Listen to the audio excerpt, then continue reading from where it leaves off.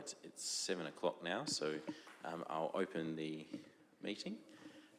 Welcome everyone. Welcome to everyone in the gallery and anyone who's joining us online.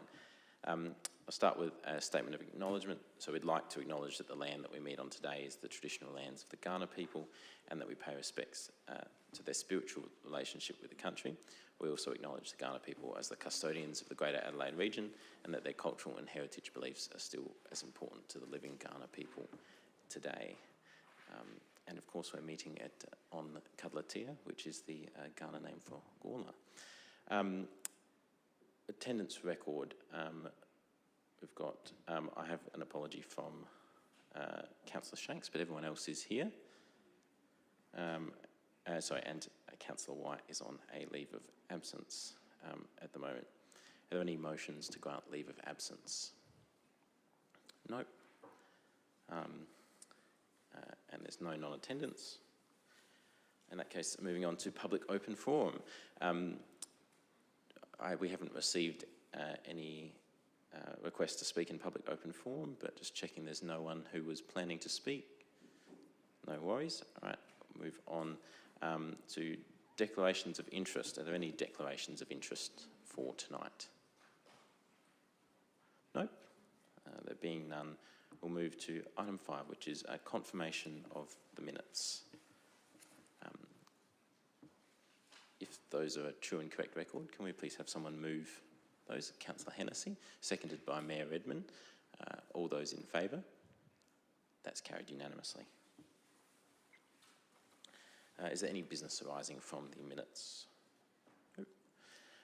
On to decision reports. So we'll start with the 7.1, the Gawler Activation Strategy. We have an officer's recommendation there.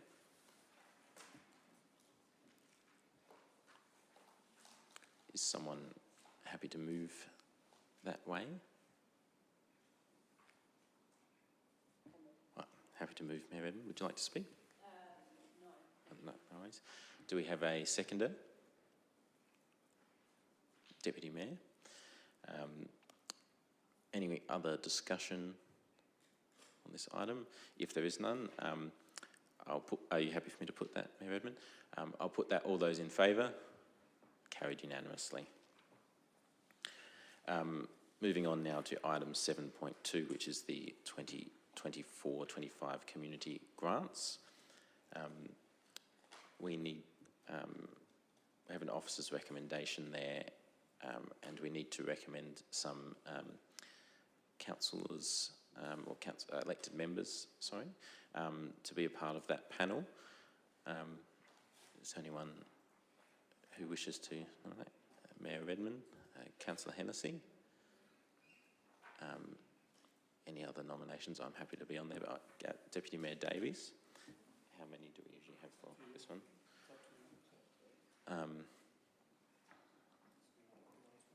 Yes, please, if I can. If the council's fine with having 4 people on that panel. Yep.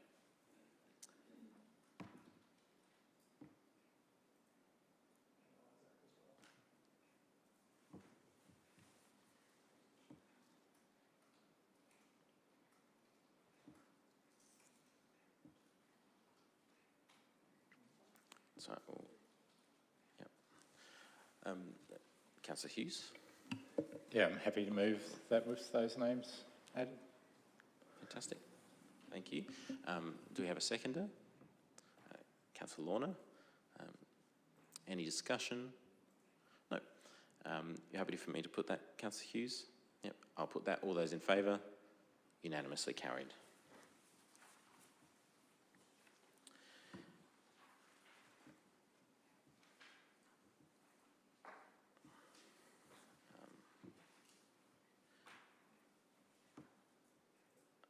Moving on now to information reports. Item 8.1, which is the 2024 Gawler Show and Sponsorship Agreement update.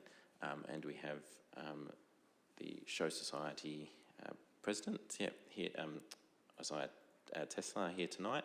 You're welcome to come up and speak, give a short presentation. And thank you to all the committee members who have also joined us here, and volunteers who've joined us here tonight as well. just push the button. Yeah. Thank you, councillors, for this opportunity to speak tonight and continue our working relationship with the Gawler Council. Gawler Show has been a part of this town for just over 170 years now.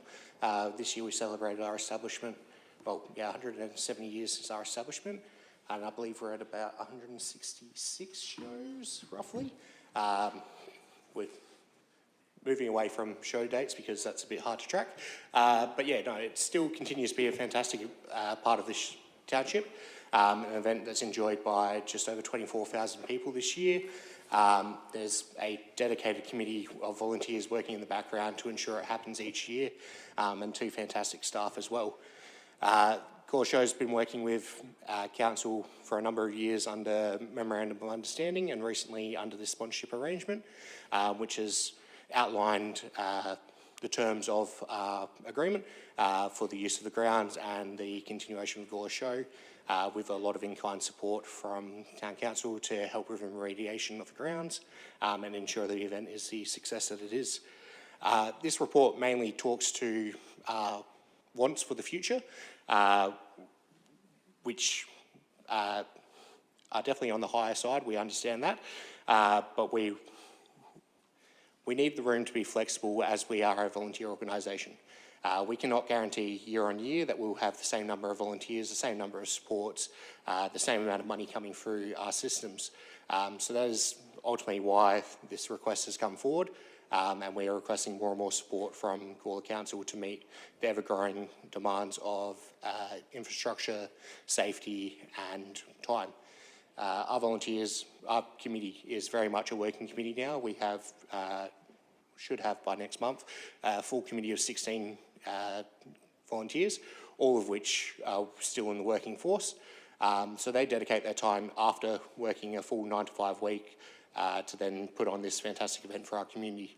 So we're after additional supports to allow those volunteers a bit of respite come showtime, where we are giving 16+ hour days to be able to put on this event for the community.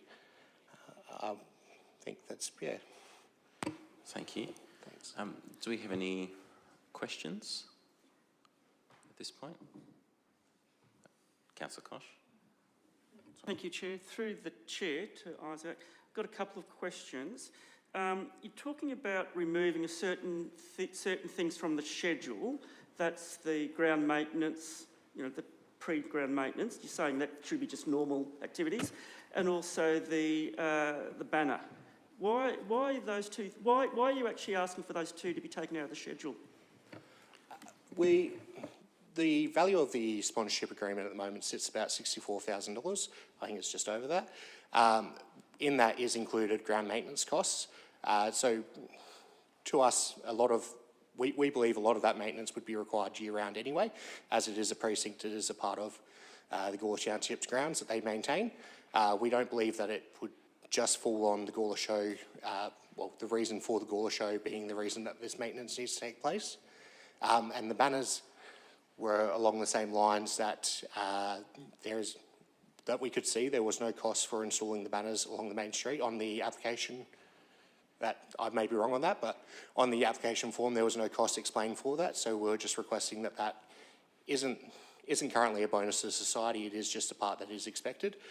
If that is wrong, I'm happy to be corrected on that, but yeah, that was the main reasoning for that. But the question is, why do you want to take it off? We want it to reflect what the Gawler Show Society is receiving from council. Right. So if it is something that is just a general maintenance item, all the precinct users are receiving that from the Gawler Council, not just us. It's not just our event that is getting that benefit. Okay, I've got some other questions. Yep. In the report, it talks about extra traffic management having traffic marshals. Yes. Have you got a price for that? And is there an expectation that council fund that, considering it's actually your event?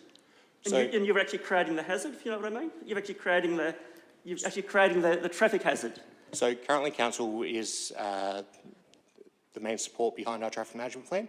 They are the ones that fund it completely. So as of the moment, council are responsible for our traffic management plan. So that's why that request has come to the Gawler Council. We understand that the event is hosted by us and we put the risk in place. But that is why we're trying to mitigate it as best we can. And as currently, if it is through council, then that's where the request needs to lie. We haven't sought quotes for that, as we don't know the full details of what the traffic management plan would entail. As I said, it's generally done by council at the moment.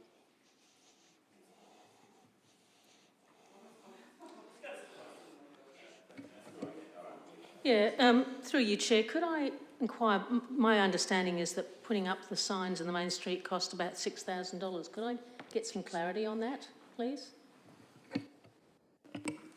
So through the Chair, yes, there is a cost associated with installing the banners and also the cost of printing banners, etc., that are required to be funded by the organisations that have the banners to be put up.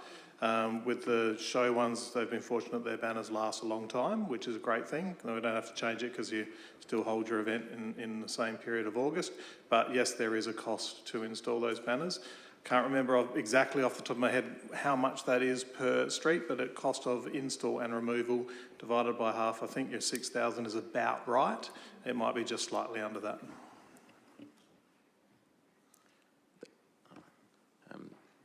Any other questions? Councillor Samble. Thank you, Mr. Chairman. Isaiah, as you know, that we have a business development board, and I've recently attended 3 different shows. You'd done the one recently, and also to Goyder and others.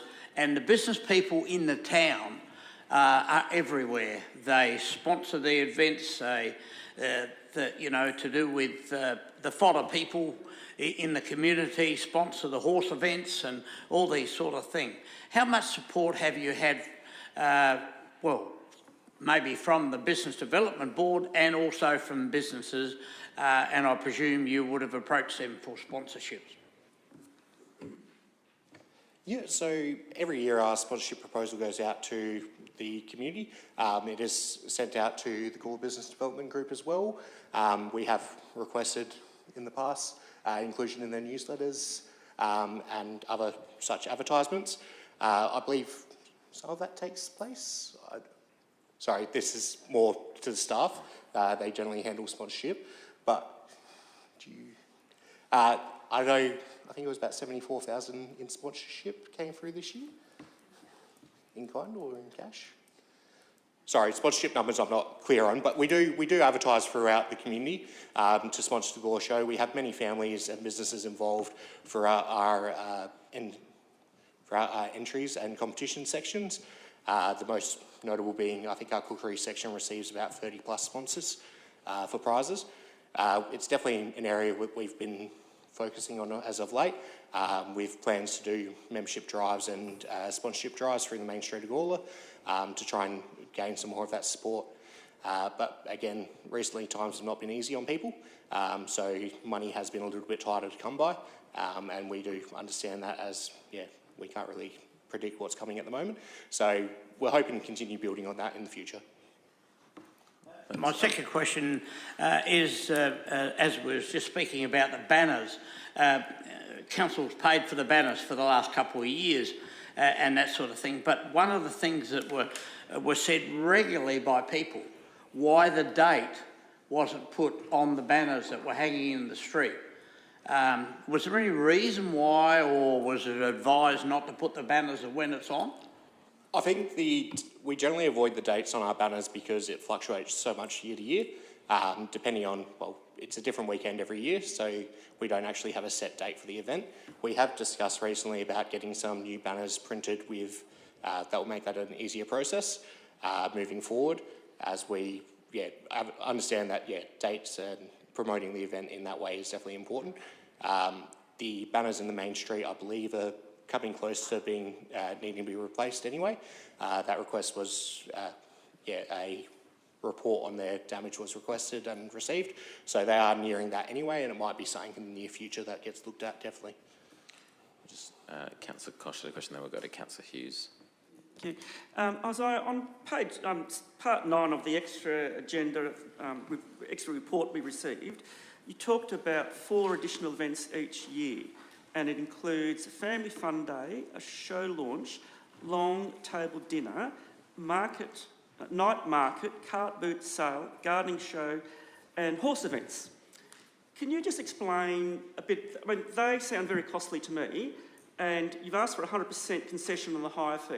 Could you just quickly go through your thinking about that, where they'll be held, and what support you're actually looking for? Thank you. Yeah, so Gawler Show is a one weekend of the year. Our income source for the year comes from our one event currently.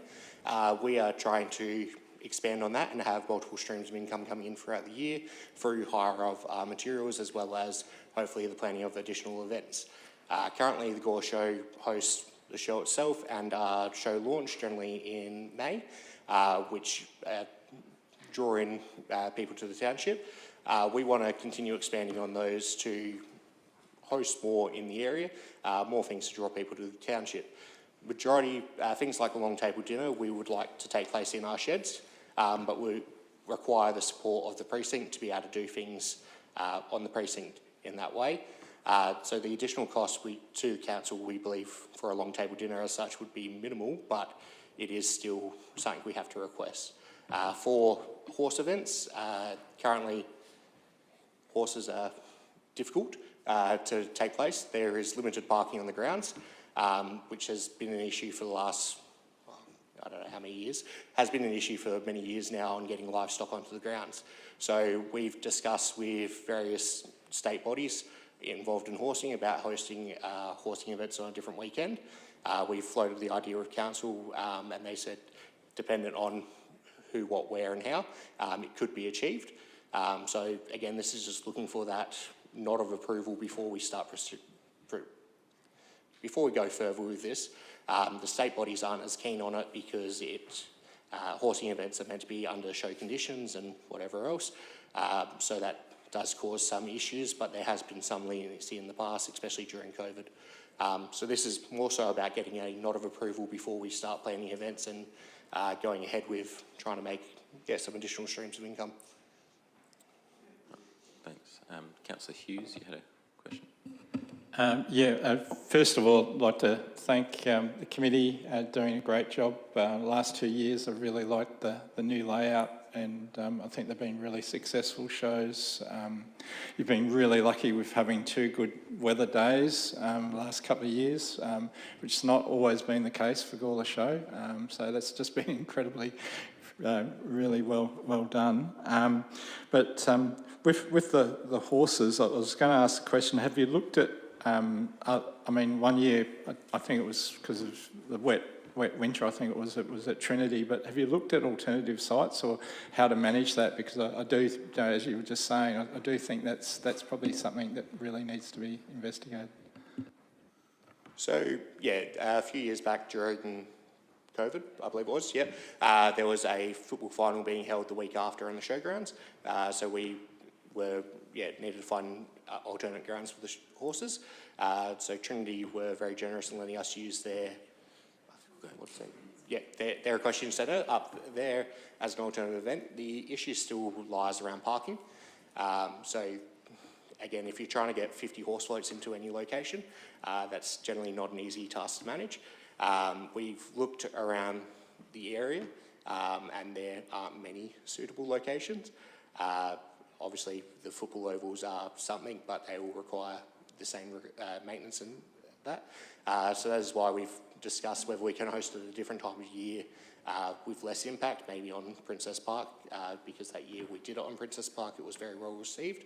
But again, that all depends on getting the approvals from everyone to actually allow that to take place. We'll just go to Councillor Hennessy and then come back to Councillor Koch. Yeah, thank you, Isaiah. And again, I also would like to thank the Gawler Show Committee. I know over 40 years of being associated with the show, how hard people work. I very much appreciate it, and like the councillor before me, I know that the last 2 years, things are really looking up.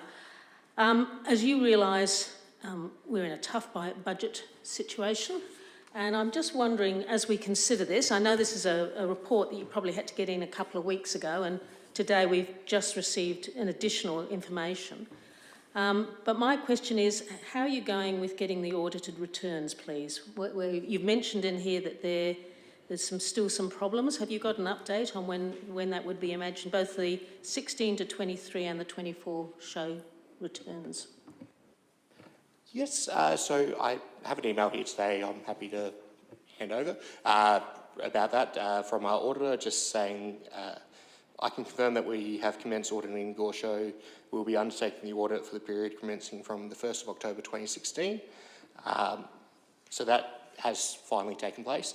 It's been a process, as I'm sure you could imagine, finding financial documents for 8 years of the show. And we were hoping that would have started last year, but the process took a little bit longer. Following this year's show, the information was sent to the auditors, and they've just finished their report, and we've now agreed to move forward. So that should all start ticking over, and we're hoping we'll receive some of those reports in time for our AGM in February. Yeah, I think, was there any more to that? Sorry that I didn't answer.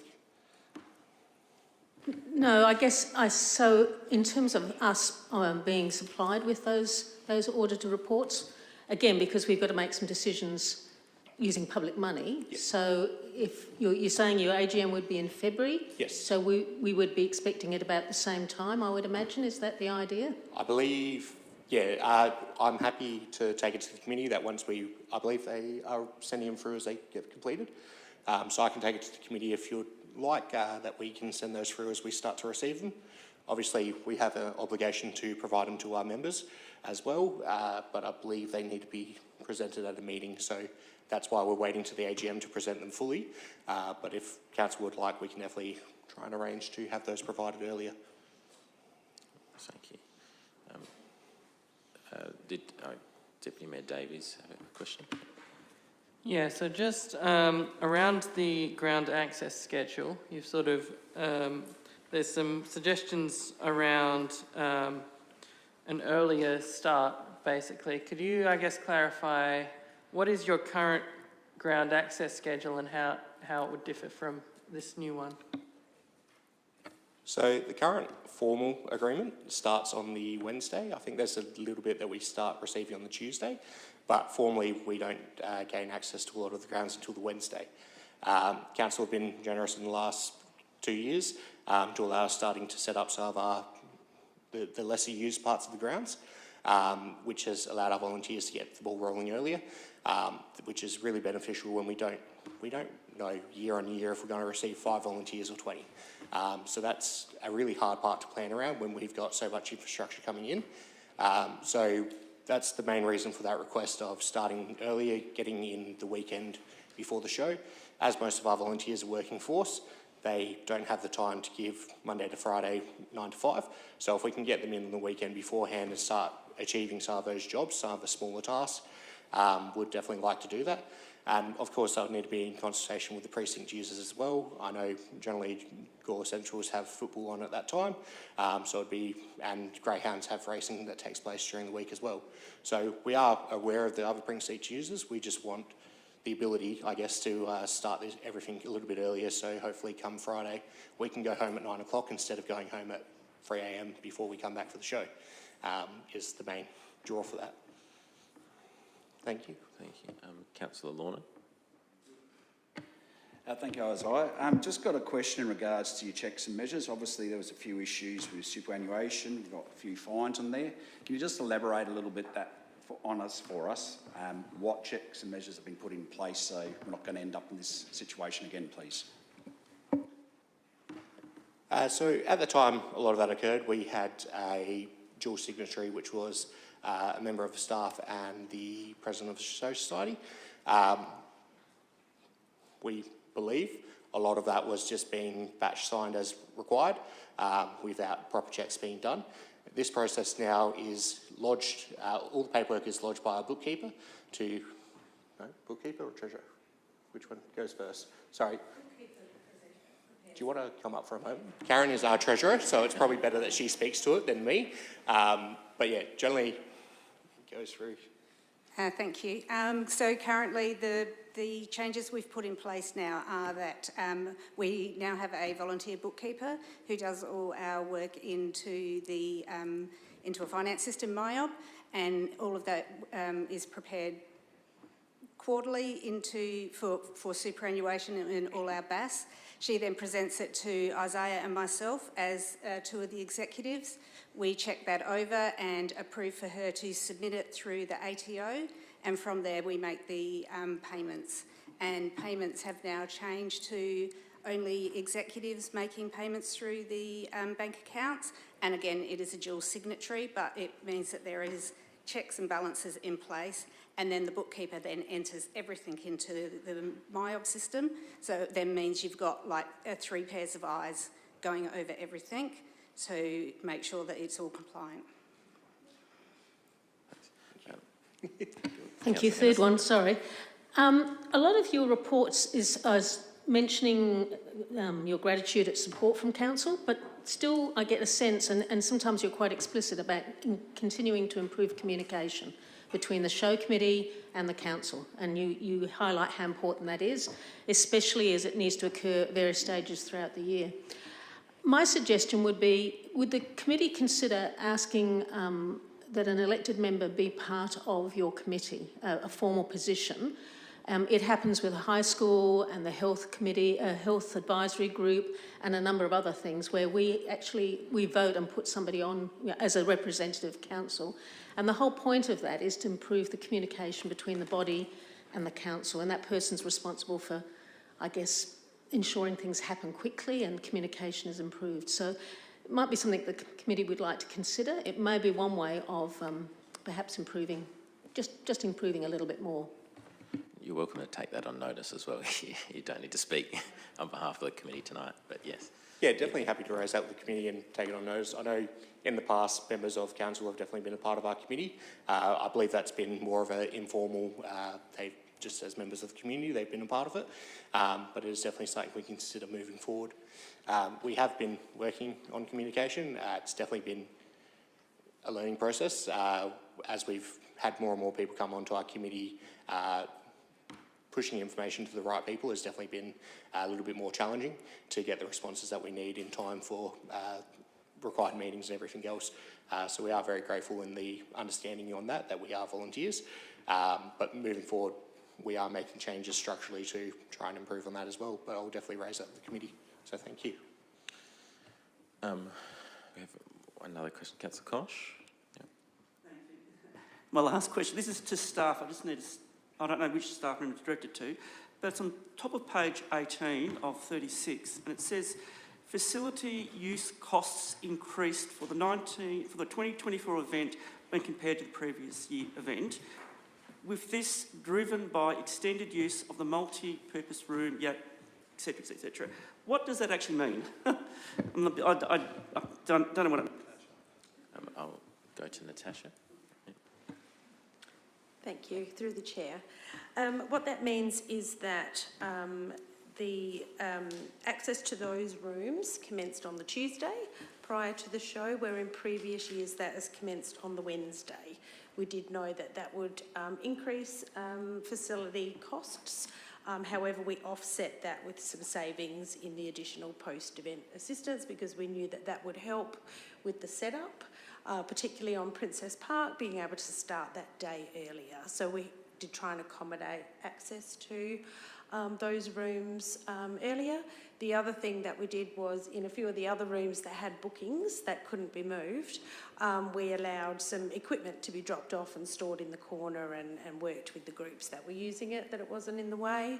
So we do try and be mindful of giving them as much access as we can, mindful that the facility is well utilised, and we have many groups that obviously we cancel their activities during that period. Thank you. Are there any other questions from elected members? No.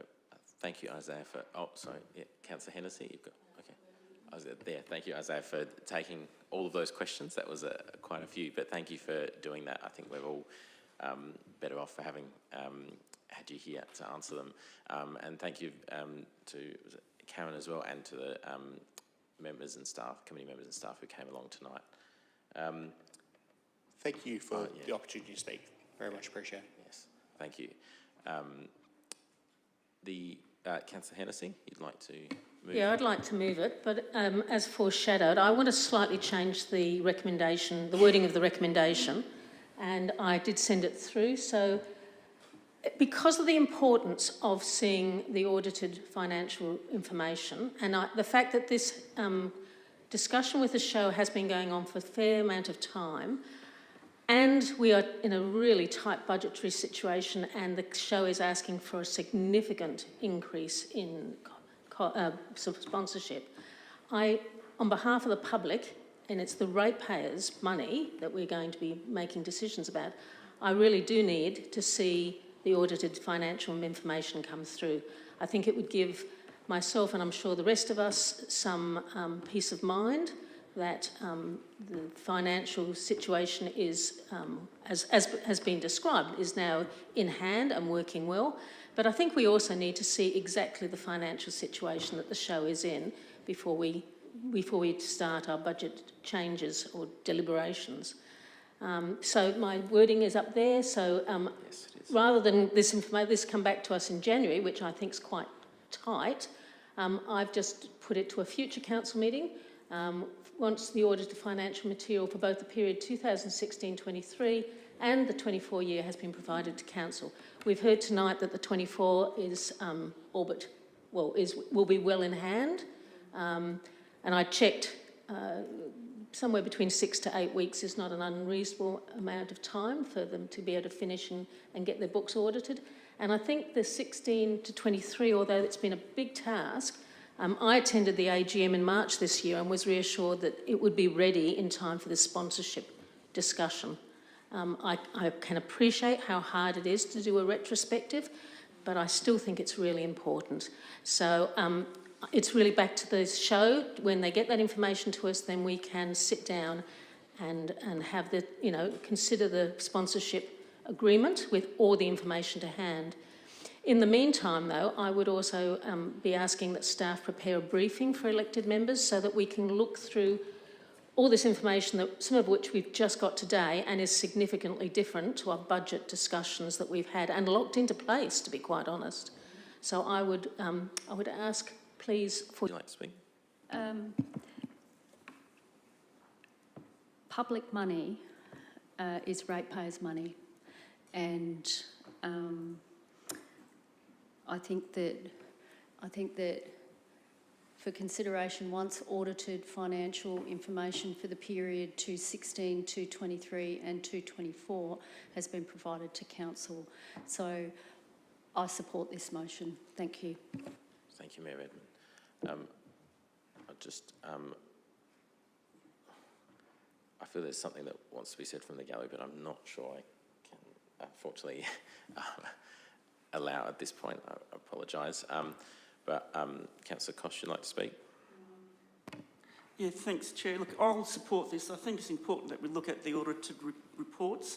My concern is that it is public monies, and I think all organisations should be financially sustainable, and I think they should work within their budgets and not particularly just keep coming asking for more and more sponsorship because they want to grow, but they need to be financially sustainable as a whole. So my concern is around those audited reports, because I know over the years we requested them a number of times, and we were at a point where we weren't going to approve the sponsorship, and at the last minute we did, and we were promised we were going to get those reports, and we never did. So I really want to see those reports, and I actually want to have a look at the books as such, and just to make sure that it is sustainable and that the community can long-term sustain the show and not be propped up constantly with more and more requests. Thank you. Deputy Mayor Davies. Yeah, look, I'm happy to support this. I think it won't be a very significant difference from the original motion, which said the January meeting, which is, in a couple of months' time.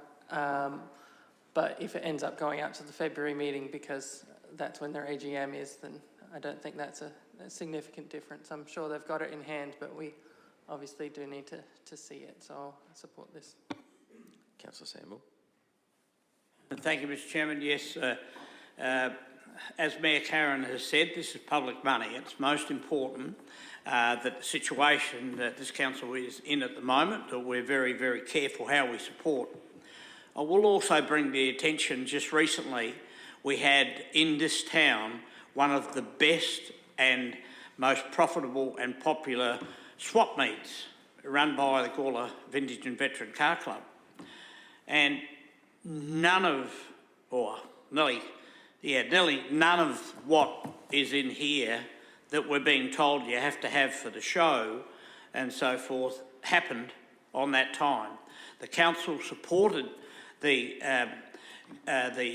Gawler Vintage and Veteran Car Club in a very small way, and also with the use of the land and so forth, and to think that in 6 hours well over $35,000 was put into their bank book, I think that is something that we all should look at the fact that, you know, is there a lot of stuff in here that could be pulled back or whatever, but we're not going to know that until we see what Councillor Hennessy has said.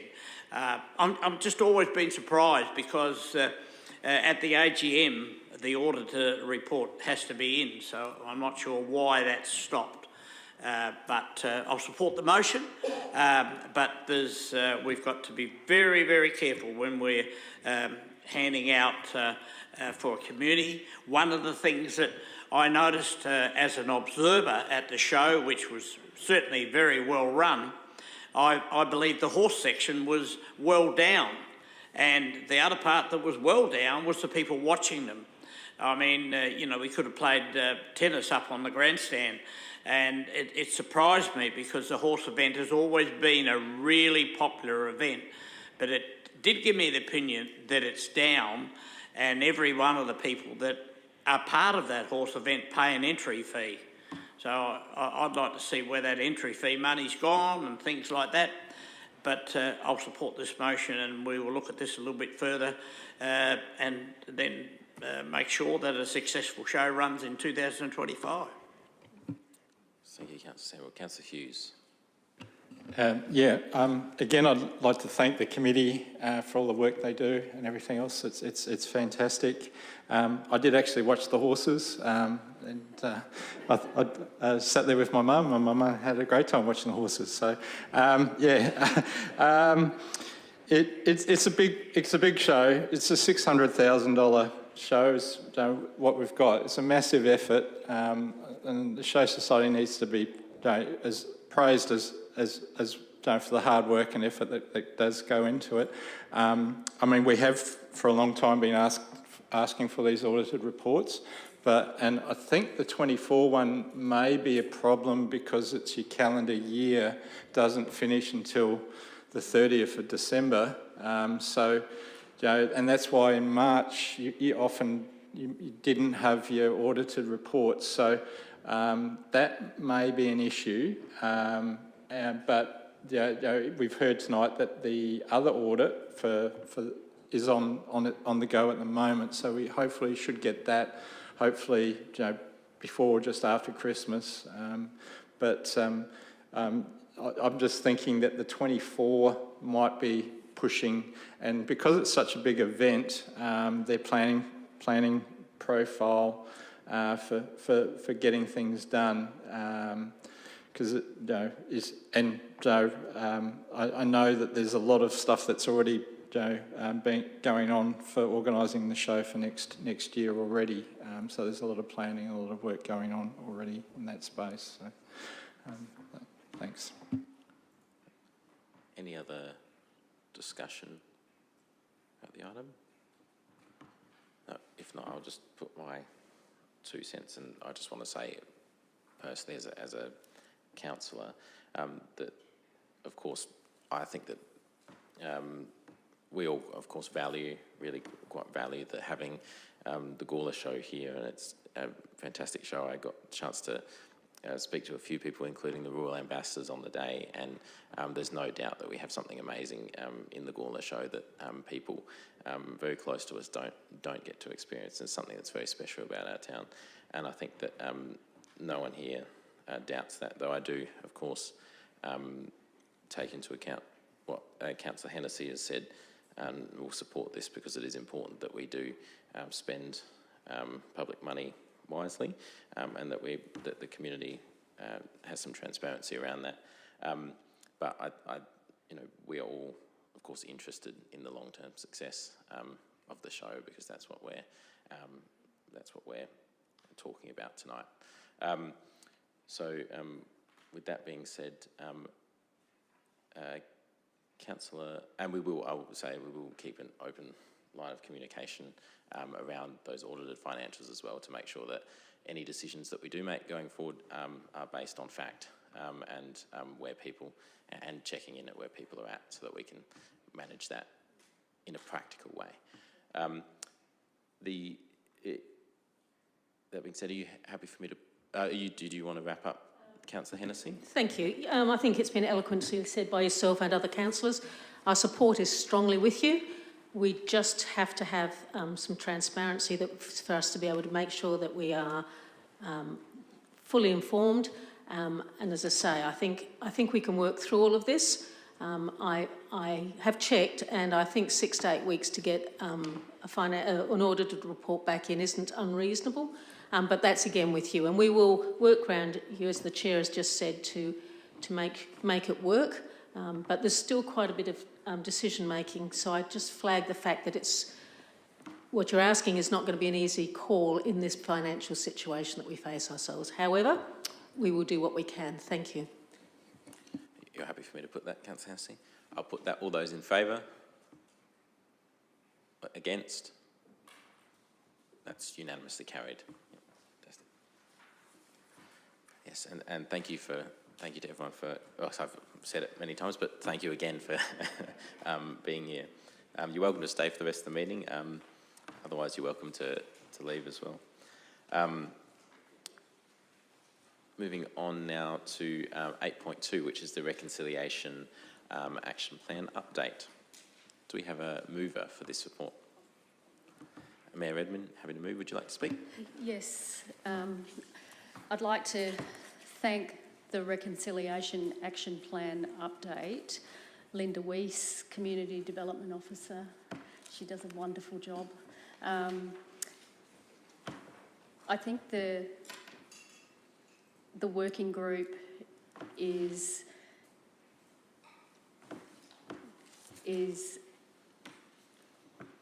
working well. Thank you. Thank you, Mayor Redman. Do we have a seconder for that one? Councillor Hennessy, would you like to speak? No. Is there any discussion on the item? If not, are you happy for me to put that, Mayor Redman? I'll put that. All those in favour? That's unanimously carried. Oh, sorry, no, sorry, I do that again. All those in favour? All those against? That's carried.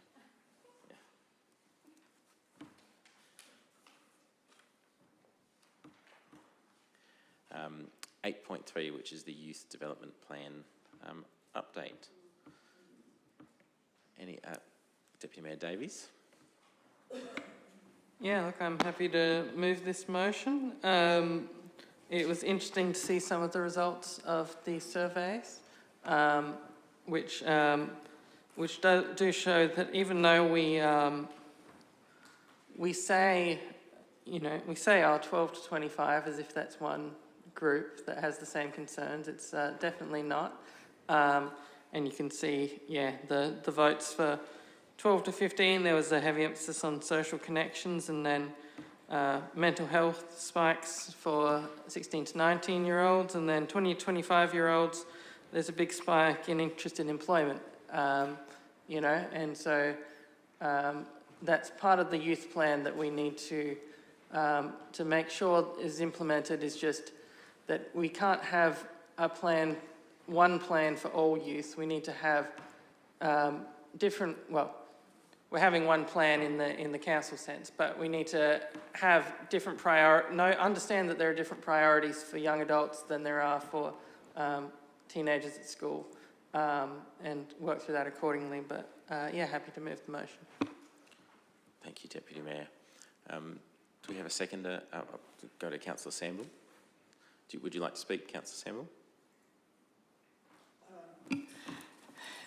What I would like to know, it's fantastic the way the youth development, I've attended a number of their meetings and things like that. They're very professional in how they operate in that.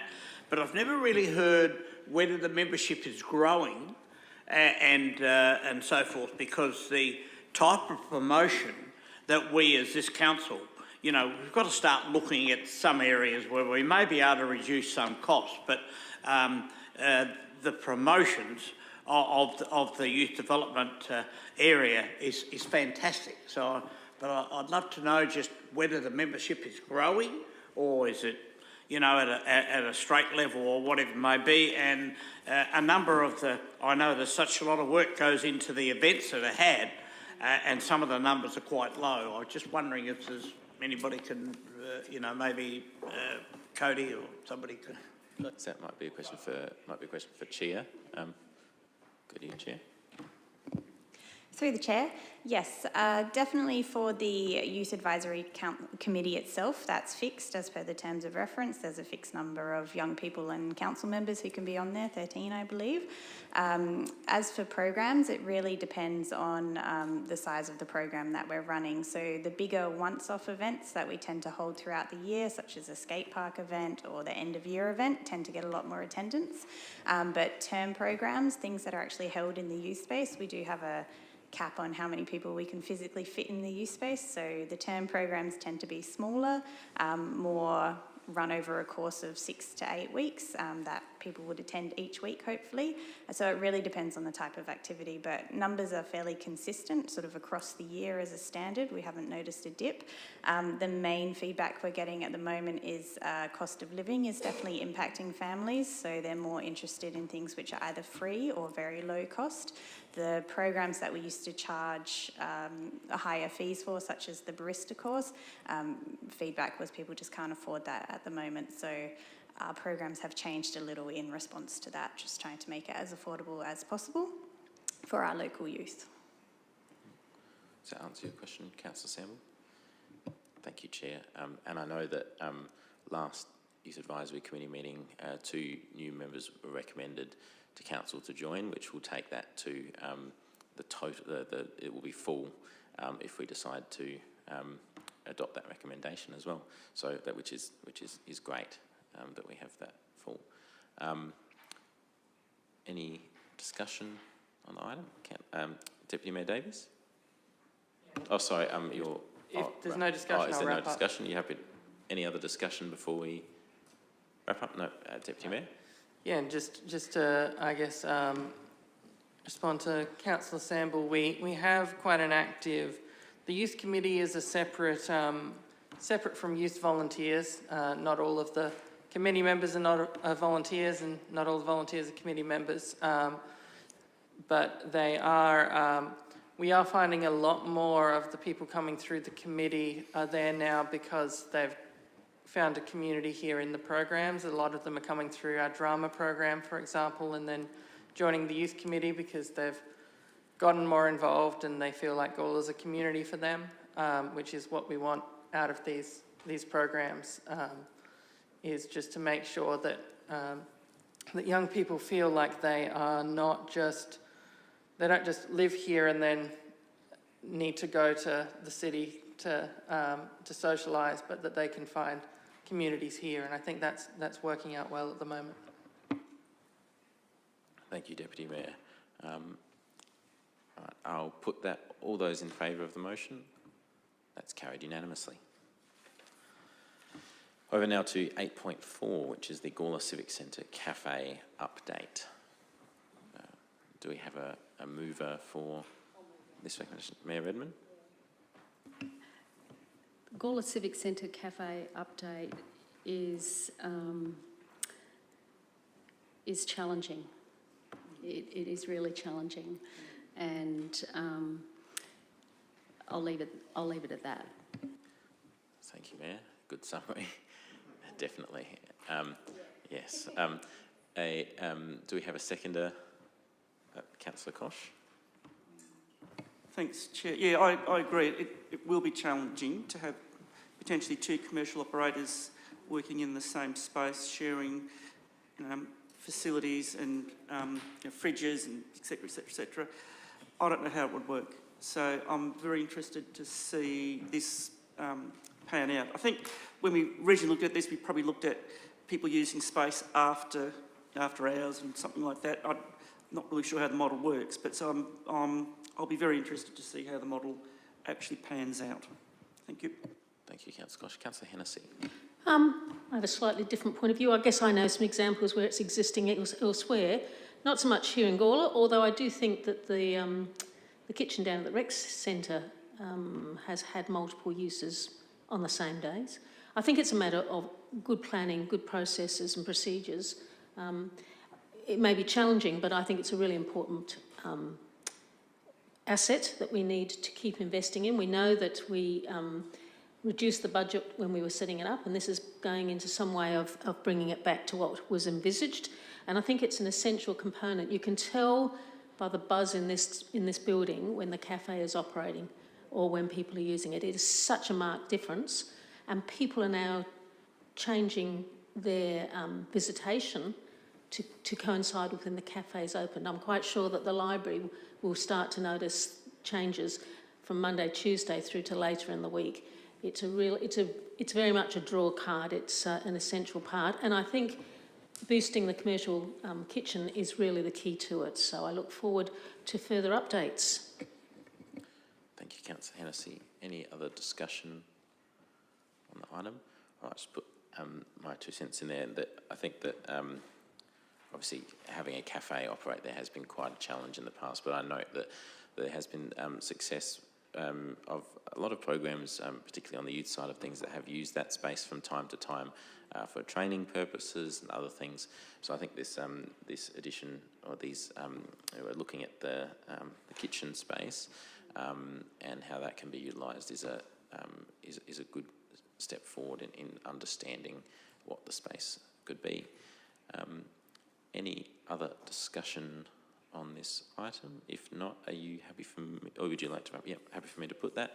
I'll put that. All those in favour? That's unanimously carried. There's no items listed for discussion. Any questions without notice? Nope. There being none, we'll move on to motions without notice. Any motions without notice? Nope. That's fine. In that case, I'll close the meeting at 7:52. Thank you, everyone, and thank you to everyone who joined online.